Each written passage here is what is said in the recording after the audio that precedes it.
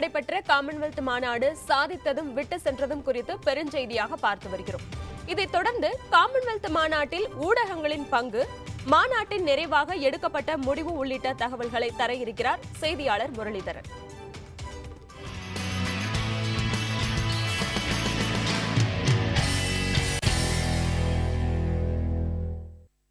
இந்த காமன்வெல்த் மாநாட்டில் அதிகம் கவர்ந்த விஷயங்களில் ஒன்று பத்திரிகையாளர்களுக்கென செய்யப்பட்டிருந்த ஏற்பாடுகள். மாநாட்டு திடலிலேயே அவர்களுக்கென தனியாக ஒரு இடம் ஒதுக்கப்பட்டு அனைத்து வசதிகளும் செய்து தரப்பட்டிருந்தன. பத்திரிகையாளர் சந்திப்புகளில் கேள்வி கேட்பதற்கு கூட அதிக ஒழுங்குகள் விதிக்கப்பட்டிருந்தன. இந்த ஏற்பாடுகள் குறித்து இப்போது பார்க்கலாம். இலங்கையில் காமன்வெல்த் மாநாடு குறித்த செய்திகளை சேகரிக்க வந்திருந்த பத்திரிகையாளர்களுக்கு சிறப்பான ஏற்பாடுகள் செய்யப்பட்டிருந்தன. மாநாட்டு நிகழ்வுகள் குறித்த தகவல்களை சேகரிப்பதற்காக உள்ளூர் பத்திரிகையாளர்கள் உட்பட உலகம் முழுவதிலும் இருந்து 800 பேர் வந்திருந்தனர். இலங்கை விமான நிலையத்தில் இருந்து அவர்கள் தங்குமிடம் செல்வது வரை சிறப்பு ஏற்பாடுகள் செய்யப்பட்டிருந்தன. மாநாடு நடைபெற்ற பண்டாரநாயகே நினைவு சர்வதேச கருத்தரங்கு மண்டபத்தில் ஒரே நேரத்தில் 200 பேர் அமரும் வகையில் இணைய வசதிகளுடன் தனித்தனி கணினிகள் அமைக்கப்பட்டிருந்தன. மாநாடு தொடர்பான நிகழ்வுகள் பல்வேறு இடங்களிலும் நடைபெற்றதால் தொலைக்காட்சி செய்தியாளர்களுக்கு படக்காட்சிகளை அனுப்ப ஆங்காங்கே சிறப்பு வசதிகள் செய்யப்பட்டிருந்தன. இத்தனை வசதிகளுக்கும் காமன்வெல்த் ஊடக பிரிவு தலைவரான ராபர்ட் உக்கு தான் காரணம். முக்கியமான தலைவர்களின் செய்தியாளர்கள் சந்திப்பை ராபர்ட் உக்குவே கவனித்தார். It was a press conference where we had lots of questions and obviously opportunity for just a few. I think the important thing is to try and get in as many as possible. There are answers that are sometimes given which satisfy more than the question asked by the questioner.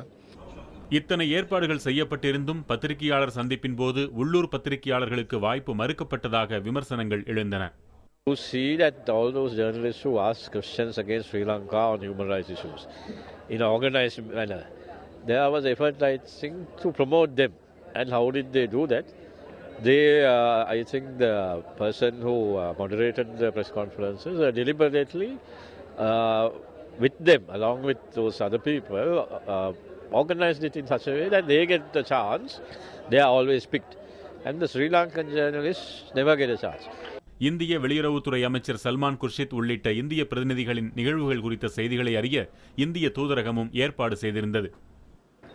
Commonwealth மாநாட்டை ஒட்டி நடந்த பத்திரிகையாளர் சந்திப்புகளில் கேள்வி கேட்க அனுமதிக்கப்பட்ட விதம் குறித்து பலருக்கும் விமர்சனங்கள் இருந்தாலும் கூட பத்திரிகையாளர்களுக்கென இந்த மாநாட்டில் செய்யப்பட்டிருந்த ஏற்பாடுகள் அனைவரையும் கவர்ந்தன என்றுதான் சொல்ல வேண்டும். புதிய தலைமுறைக்காக ஒளிப்பதிவாளர் தங்கதுரையுடன் முரளிதரன், கொழும்புவிலிருந்து. இலங்கை ஊடகங்களில் கடந்த ஒரு வார காலமாக காமன்வெல்த் மாநாடு தொடர்பான செய்திகளே அதிக இடத்தை பிடித்திருந்தன. இருந்தபோதும் மனித உரிமை மீறல், பிரிட்டிஷ் பிரதமர் டேவிட் கேமரூனின் வருகை போன்ற செய்திகளுக்கும் அதிக இடம் கிடைத்தது. இந்த மாநாட்டை பொறுத்தவரை இலங்கை ஊடகங்கள் எப்படி பார்த்தன என்பது குறித்து இலங்கையின் மூத்த பத்திரிகையாளர் ஒருவருடன் இப்போது பேசலாம். இலங்கையில் காமன்வெல்த் மாநாடு நடந்து முடிந்திருக்கும் நிலையில் இந்த மாநாடு குறித்த செய்திகளை வெளியிடுவதிலும் அதனை ஒட்டியுள்ள மனித உரிமை மீறல், போர்க்குற்றம் போன்ற விவகாரங்களின் மீதும் இலங்கை பத்திரிகைகளின் கவனம் எப்படி இருந்தது, எப்படி செய்திகளை வெளியிட்டன என்பது குறித்து இலங்கையில் இருந்து வெளிவரும் தினக்குரல் பத்திரிகையின் ஆசிரியர் வி தனபாலசிங்கம் அவர்களிடம் இப்போது பேசுவோம். சார் வணக்கம் சார். இப்போது மாநாடு நடந்து முடிந்திருக்கும் நிலையில் இந்த மாநாடு தொடர்பான செய்திகள், பிறகு அதனை ஒட்டி போர்க்குற்றம், மனித உரிமை போன்ற விவகாரங்களின் மீதும் கவனம் திரும்பியது. இந்த செய்திகளை வெளியிடுவதில் இங்கிருக்கும் தமிழ், ஆங்கில, சிங்கள ஊடகங்கள் எப்படி செயல்பட்டன? வழமையாக இத்தகைய ஒரு மகாநாடு, காமன்வெல்த் மகாநாடு நடைபெறுகின்ற பொழுது அது பெருமளவுக்கு சர்வதேச சமூகத்தின் கவனத்தை ஈர்ப்பதில்லை. ஒரு சம்பிரதாயபூர்வமான மகாநாடாகவே முடிந்து விடுவது வழமை. ஆனால் இத்தடவை இலங்கையில் நடைபெற்ற காரணத்தினால், அதுவும் இலங்கையில் நடைபெற்று முடிந்த போர் இறுதிக்கட்டத்தில் இடம்பெற்றிருக்கக்கூடிய மனித உரிமை மீறல்கள் தொடர்பில் சர்வதேச அரங்கில் சர்ச்சைகள் கிளப்பப்பட்டு வந்திருக்க பின்னணியிலே இந்த மகாநாட்டுக்கு ஒரு அதீத முக்கியத்துவம் ஏற்பட்டதை காணக்கூடியதாக இருந்தது. அந்த முக்கியத்துவத்தை பொறுத்தவரையில் தமிழ் மக்களுடைய பிரச்சனைகளையும் மீண்டும் ஒரு தடவை உலக அரங்கில் பெரிது முன்னுக்கு கொண்டு வரக்கூடியதாக, கவனத்தை ஈர்க்கக்கூடியதாகவும் இருந்தது. அந்த வகையில் தமிழ் ஊடகங்களை பொறுத்தவரை அந்த தமிழ் மக்களினுடைய அவலங்களை மீண்டும் உலக அரங்கில் முதன்மைப்படுத்தக்கூடிய ஒரு வாய்ப்பாக அவை பார்த்தன.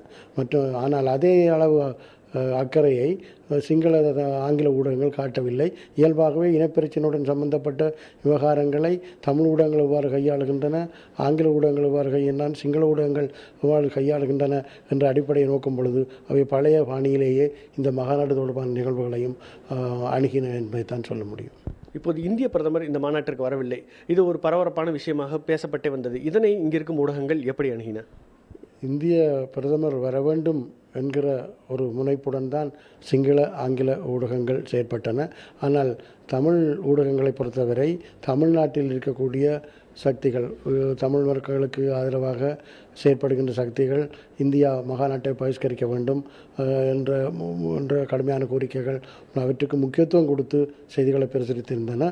ஆனால் அந்த வகையில் நோக்கும் பொழுது இந்திய பிரதமர் வராமல், இந்திய பிரதமர் யாழ்ப்பாணத்துக்கு வந்து செல்வதானால் அந்த விஜயத்தை அவர் இலங்கைக்கு வர முடிவெடுத்திருந்தால் அது நன்றாக இருந்திருக்கும் என்ற அணுகுமுறையும் கூட தமிழ் ஊடகங்களில் காணப்பட்டது. இப்படி இரண்டு தரப்பாக ஊடகங்கள் செயல்படும் நிலையில் படிக்கும் மக்கள் இதனை எப்படி புரிந்து கொள்கிறார்கள்? அது இலங்கையில் வாழ்பவர்களுக்கு அது ஒரு புதிய பிரச்சனையாக இல்லை. ஏனென்றால் இங்கு வாழ்வின் சகல துறைகளிலுமே இந்த இனப்பிளவு, எத்னிக் டிவைட், இந்த இனப்பிளவை பிரதிபலித்த வண்ணமே இருக்கிறது. அதனால் ஊடகங்கள் அதுக்கு விதிவிலக்காக இருப்பதில்லை. ஊடகங்கள் அப்படி விதிவிலக்காக இருக்க வேண்டும், ஆனால் அவ்வாறு வருவதற்கு அரசியல் கலாச்சாரம் இடம் தருவதாக இல்லை. ஒட்டுமொத்தமாக இந்த காமன்வெல்த் மாநாடு எப்படி நடந்தது, இதில் பங்கேற்றவர்கள் என்ன செய்தார்கள், இந்த மாநாட்டின் விளைவுகள் என்ன என்பது பற்றி ஒரு கண்ணோட்டம்.